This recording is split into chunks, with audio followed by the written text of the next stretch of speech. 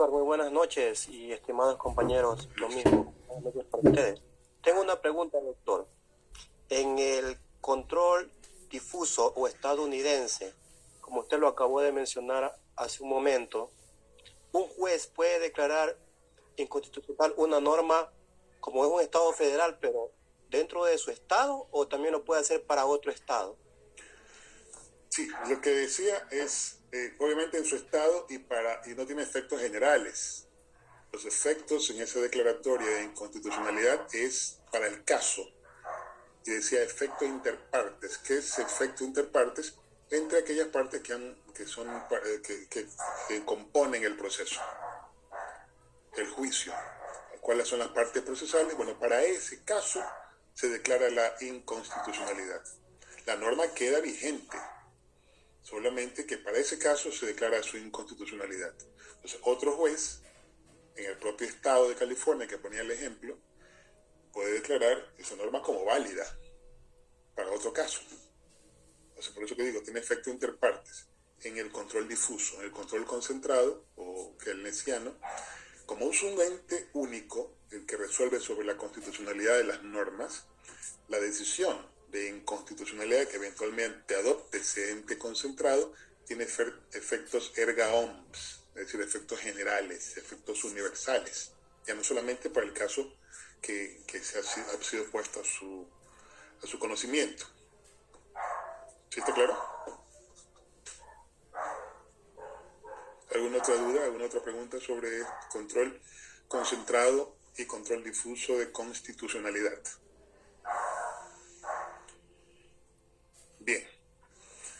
Entonces, ¿cuáles son entonces, para sistematizar las diferencias entre uno y otro sistema? Podríamos mencionar que dijimos el modelo difuso, el modelo estadounidense, es ejercido por cualquier juez.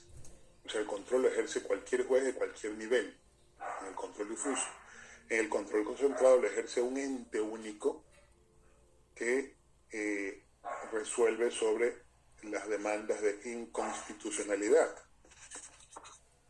En el control, en el modelo estadounidense, la acción de inconstitucionalidad debe ejercerse necesariamente en el marco de un proceso, como un incidente en el proceso. No hay una acción autónoma, como ocurre en el sistema keynesiano europeo, una acción independiente que demande la inconstitucionalidad de un acto normativo determinado. En el sistema europeo hay una acción separada, independiente. En el sistema americano es una acción incidental, es decir, como incidente en un proceso que es iniciado por otra razón. ¿Sí quedó claro eso, no? Es una de las diferencias entre el sistema concentrado y el sistema difuso. En el sistema difuso, los efectos, como quedó dicho, son interpartes entre los que participan en el proceso, mientras que en el europeo es erga omnes. Los efectos son erga omnes, son efectos generales. En el sistema norteamericano, la resolución que reconozca un cualquier juez como control difuso tiene efectos, dice, declarativos, mientras que en el europeo los efectos son constitutivos, que significa que en el sistema estadounidense, en el sistema de control difuso de la constitucionalidad, esa resolución dice, para el caso concreto declara la inconstitucionalidad de una norma, de un acto cualquiera. Mientras que cuando tiene efectos constitutivos, dice una norma general es inconstitucional, consecuentemente se expulsa del ordenamiento jurídico. ¿No? Y finalmente, en la acción ejercida en el control difuso de constitucionalidad es una acción retroactiva, tiene efectos retroactivos, mientras que en el control concentrado los efectos son del momento en que se resuelve para el futuro. ¿Sí está claro? Entonces son algunas de las diferencias que podemos ubicar entre uno y otro sistema. ¿Está claro? ¿Sí? De eso se desprende lo que habíamos señalado, ¿no? Adelante, Jorge Luis. Doctor, disculpe, solo una inquietud. Del control concentrado de difuso del que usted nos está hablando, se refiere al control de la normatividad, ¿no? de un país. Doctor, disculpe, ¿se refiere a normas creadas o que están siendo creadas y necesitan pues de la aprobación? No, recordemos que estamos hablando de una función en el control concentrado, una función de legislador negativo, dije hace un momento, que refería como legislador negativo normas que han sido aprobadas previamente, de cualquier nivel, puede ser una norma legal, puede ser una ordenanza, puede ser un reglamento, puede ser un acuerdo ministerial, ¿verdad? Todos son normas de carácter general, y la Corte Constitucional, en ejercicio de ese control concentrado, resuelve expulsar del ordenamiento jurídico del país. Entonces ya son normas aprobadas, en definitiva. Normas aprobadas, normas vigentes, cuya inconstitucionalidad se demanda. ¿Sí? ¿Sí está claro? Sí, doctor, justamente en este análisis recuerdo unas palabras de un video que vi del doctor Carbonell, que refería que una de las tareas de los juristas, de quienes hacen ciencia jurídica, era justamente denunciar este tipo de situaciones donde se evidencia pues la inconstitucionalidad de las leyes. Y esa justamente va a ser una pregunta, porque, o sea, ¿cómo se debe hacer en caso de que un jurista identifique una anomalía de este tipo? ¿Cuál sería la forma en la que él pueda pues denunciarlo? Sí, ya vamos a ver también eso. Dentro de un momento veremos cómo es la acción de inconstitucionalidad en nuestro país.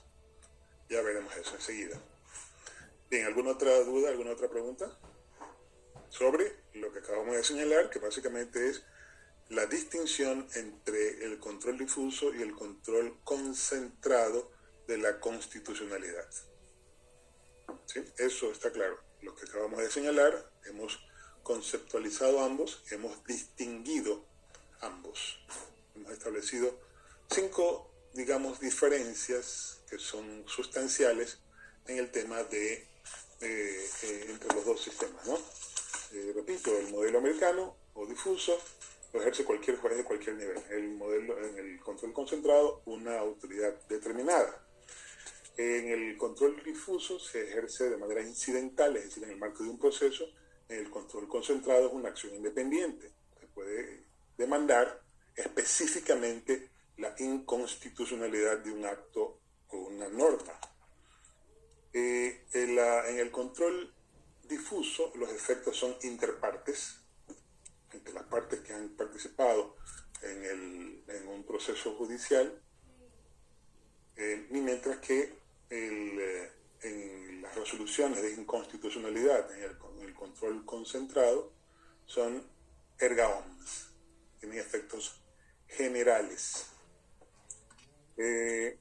Decía que en el control difuso, en el sistema norteamericano, los efectos de las resoluciones son declarativas, mientras que en el control concentrado los efectos de las resoluciones son constitutivas.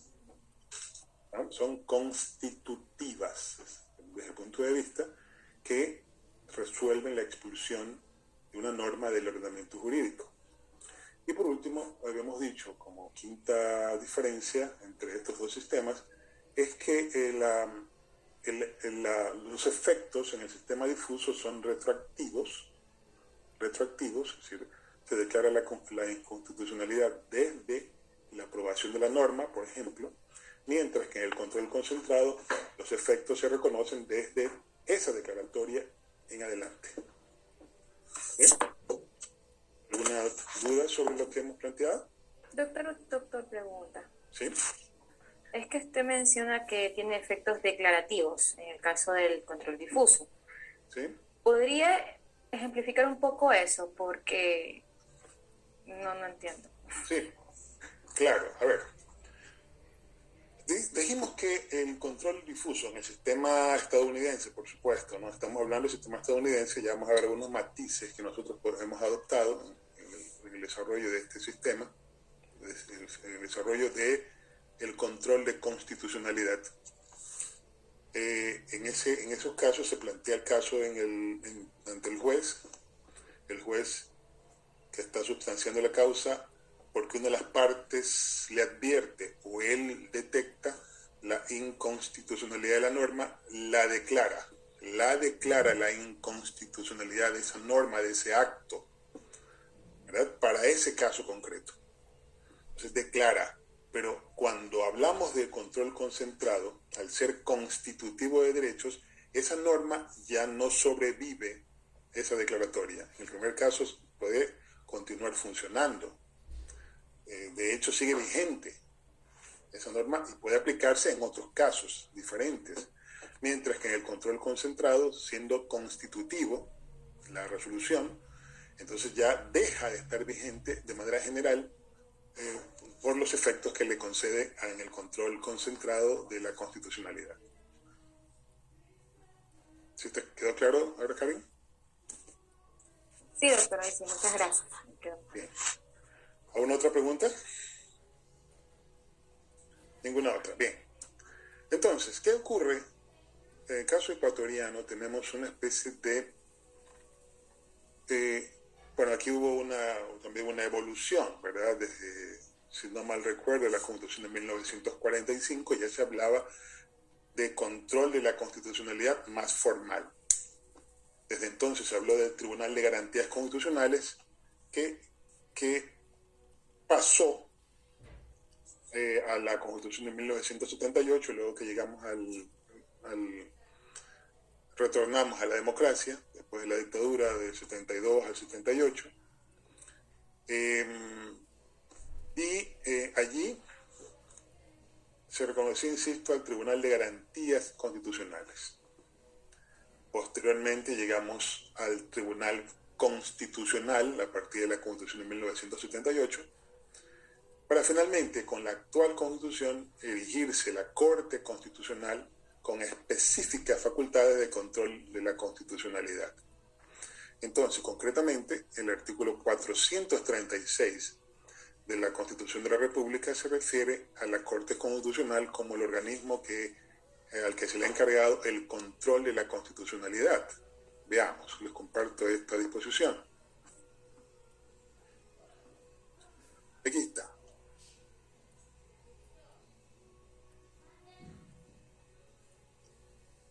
Dice el 436 de la Constitución: la Corte Constitucional ejercerá, además de las que le confiera la ley, las siguientes atribuciones. Número 2. Conocer y resolver las acciones públicas de inconstitucionalidad por el fondo o por la forma contra actos normativos de carácter general emitidos por órganos y autoridades del Estado.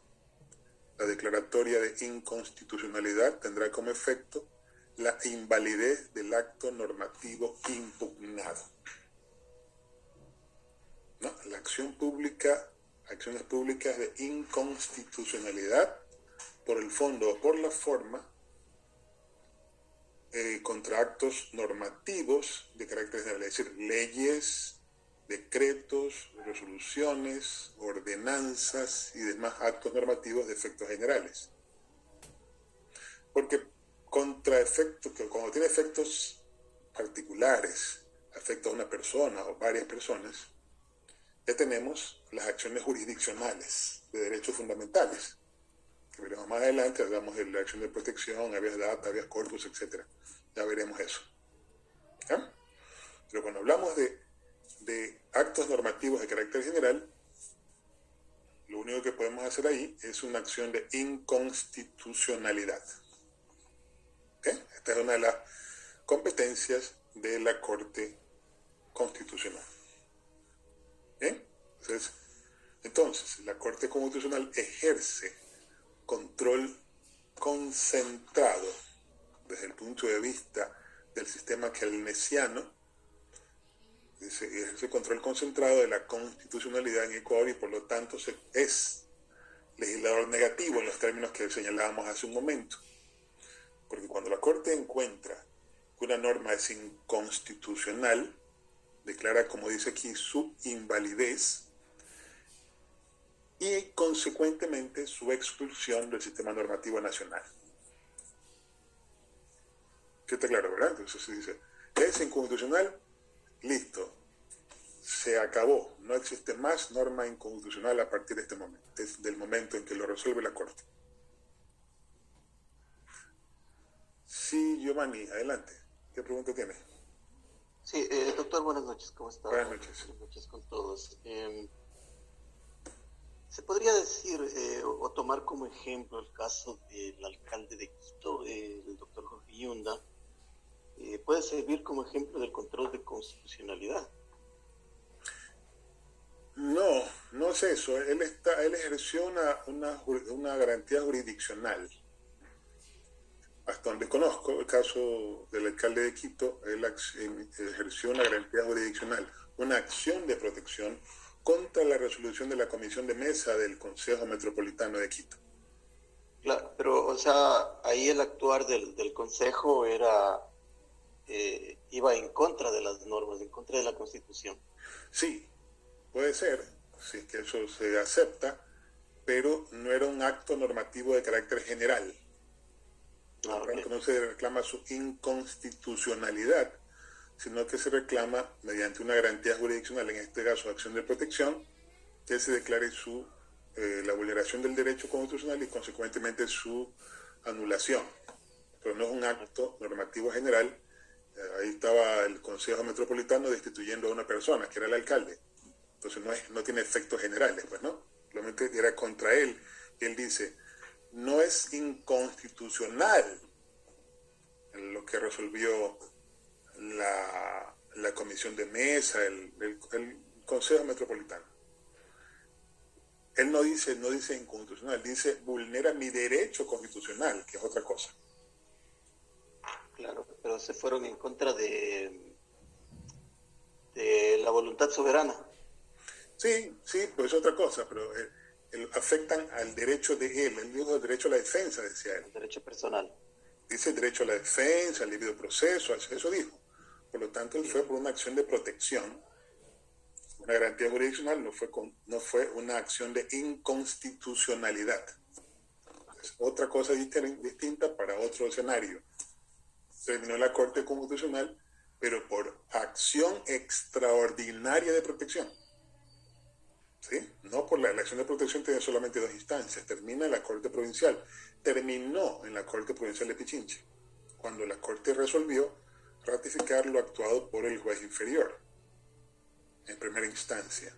Entonces los afectados, así se autocalifican, el vicealcalde, Guarderas, interpuso una acción extraordinaria de protección contra la decisión de la Corte Provincial y es lo que está substanciando en este momento la Corte Constitucional. Gracias, doctor. ¿Alguna otra pregunta, alguna otra duda en relación a control de la constitucionalidad en el país?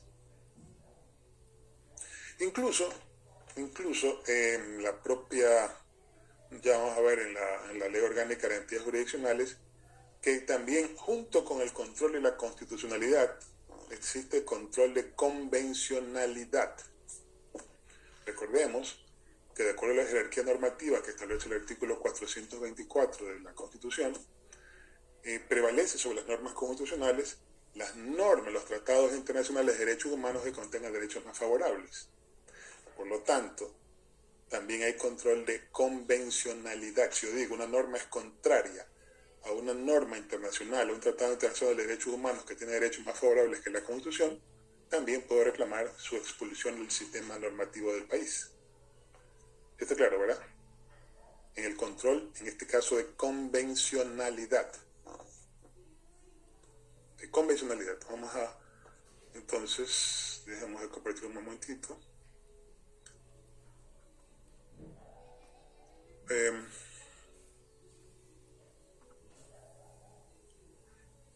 En la Ley Orgánica de Garantías Jurisdiccionales y Control Constitucional, regresemos entonces aquí. Aquí tenemos en la Ley Orgánica de Garantías Jurisdiccionales y Control Constitucional, artículo 74, tenemos la finalidad del control abstracto de constitucionalidad. Así se le llama también a este control concentrado, control abstracto. Entonces dice, en el artículo 74 de la ley, el control abstracto de constitucionalidad tiene como finalidad garantizar la unidad y coherencia del ordenamiento jurídico a través de la identificación y la eliminación de las incompatibilidades normativas por razones de fondo o de forma entre las normas constitucionales y las demás disposiciones que integran el sistema jurídico. ¿Se ven? Entonces esta es la finalidad, dice el artículo 74 de la Ley Orgánica de Garantías Jurisdiccionales y Control Constitucional. ¿No? Entonces estamos, ¿para qué? Dice claramente, tiene como finalidad ese control garantizar la unidad y coherencia del ordenamiento jurídico a través de la identificación y la eliminación, legislador negativo, de las incompatibilidades normativas. Es incompatible una norma, con defectos generales, como dijimos, con la Constitución, por razones de fondo o de forma. ¿No? Eso dice el artículo 74 de la ley. ¿Está claro esto, verdad?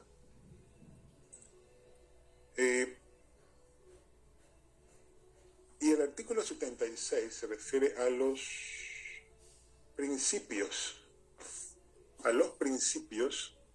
para ejercer esta acción de inconstitucionalidad ante la Corte Constitucional.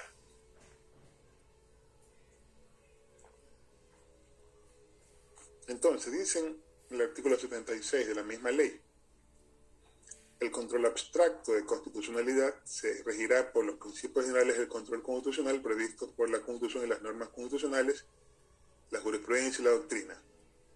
Se rige por los siguientes principios.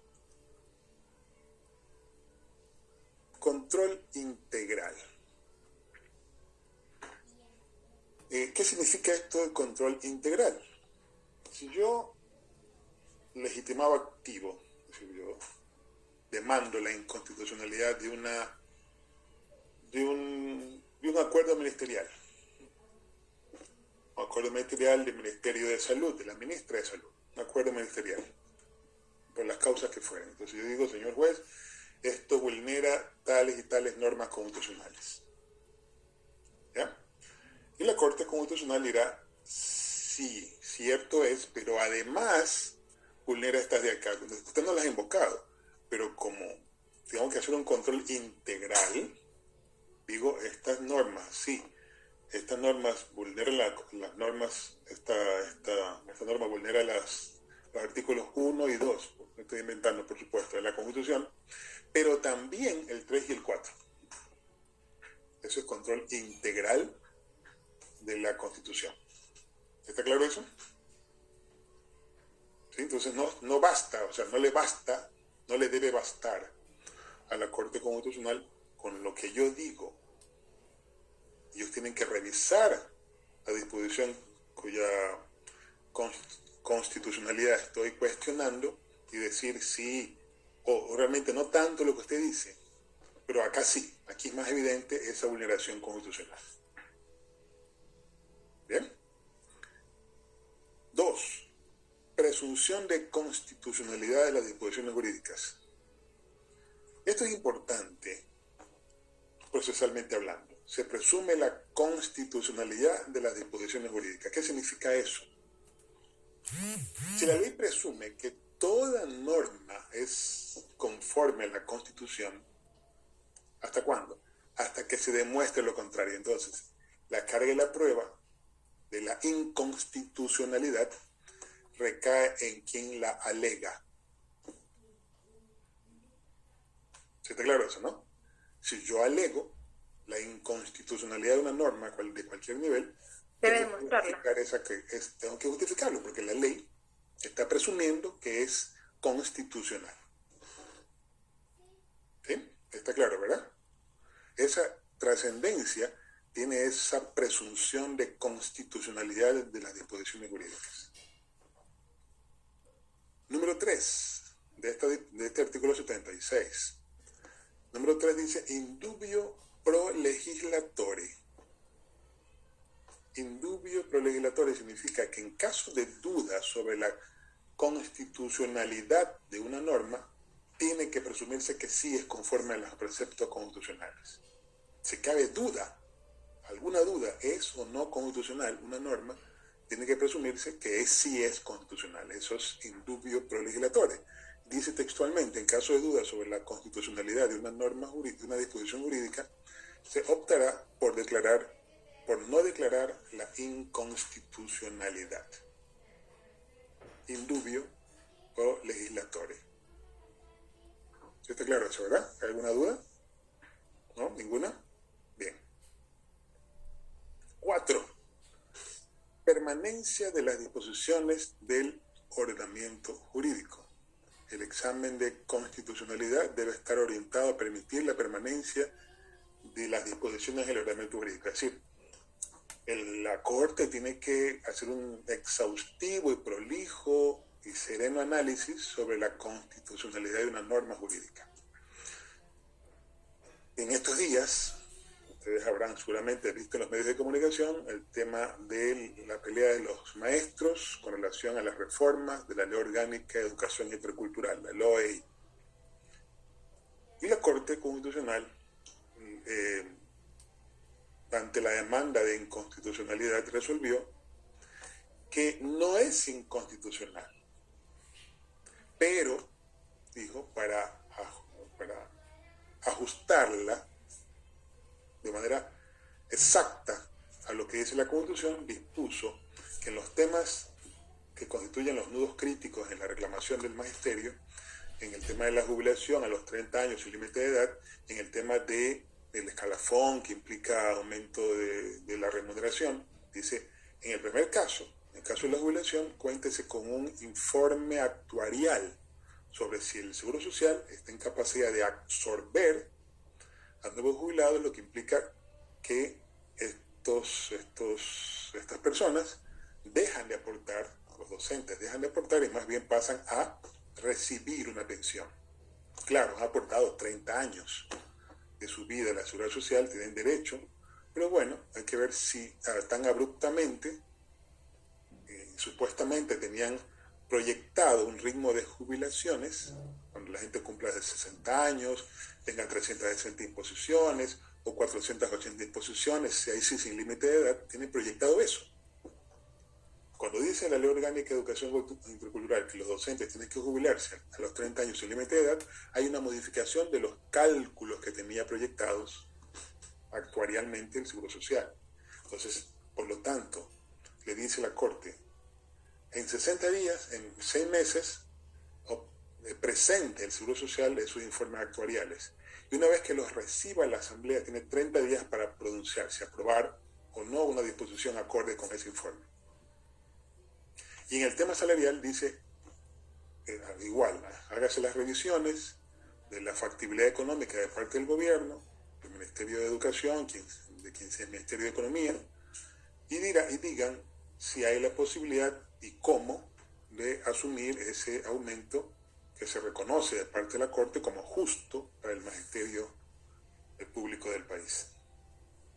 ¿Verdad? Entonces no declara la inconstitucionalidad, pero reconociéndose que hay conflictos entre lo que dice la Constitución y lo que resolvió la Asamblea en conjunto con el presidente de la República de entonces, con el expresidente Moreno. Entonces declara justamente en sentencia lo que he indicado. Busca un poco conciliar la necesidad de preservar la norma jurídica en lugar de declarar su inconstitucionalidad. Entonces, esa es la permanencia de las disposiciones del ordenamiento jurídico. 5. Interpretación conforme. ¿A qué se refiere esto? Imaginémonos que yo digo, esta resolución,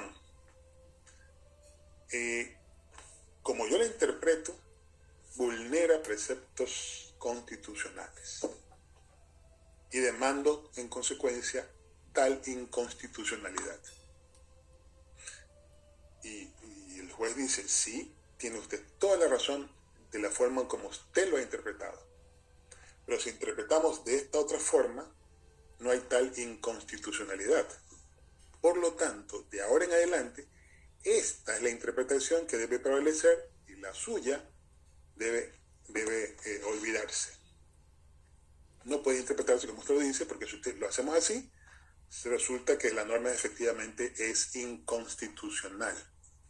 Así que la Corte resolverá desde ese momento cuál debe ser la interpretación que se le dé a esa norma para evitar su conflicto con la norma constitucional. ¿Sí? Entonces, eso es interpretación conforme. Número 5 del artículo 76 de la Ley Orgánica de Garantías Jurisdiccionales. Cuando exista, dice, una interpretación de la disposición jurídica que sea compatible con las normas constitucionales, no se declarará la inconstitucionalidad. ¿Verdad? Y en su lugar se fijará la interpretación obligatoria compatible con aquella. Lo que dije, de aquí en adelante tiene que interpretarse la norma de esta forma para evitar conflictuar con la norma constitucional. De igual modo, cuando una parte de la disposición jurídica la tome en su integridad inconstitucional, no se declarará la inconstitucionalidad de toda ella, sino que se invalidará la parte inconstitucional y hará vigente la disposición así reformada. Por ejemplo, recientemente demandamos la inconstitucionalidad de una ordenanza que regulaba el pago de las jubilaciones patronales a los servidores de una entidad pública. Esa ordenanza se aprobó en virtud de lo que dice el artículo 216 del Código de Trabajo.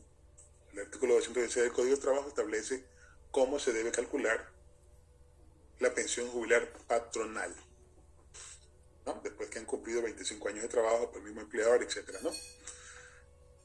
Pero ahí mismo dice que esas disposiciones no se aplicarán a los servidores de los GATS, de los gobiernos autónomos descentralizados, quienes regularán el pago de la pensión patronal mediante ordenanza.